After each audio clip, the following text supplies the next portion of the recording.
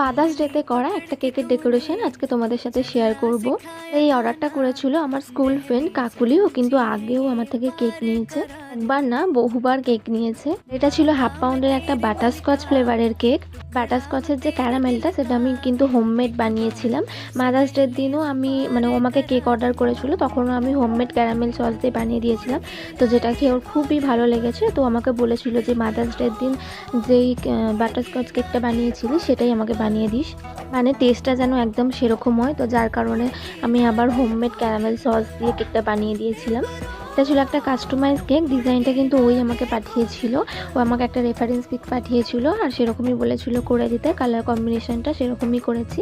ওই সিম্পলের মধ্যে ছিল কেকটা, বেশি ঝামেলা ছিল না। ও আমার এত ভালো একটা কাস্টমার যে কি বলবো।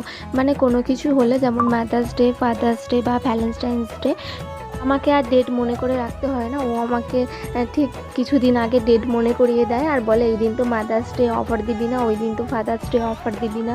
আমাকে আর ওকে যেচে পড়ে গিয়ে বলতে হয় না যে অফার চলছে, অফার দিচ্ছি।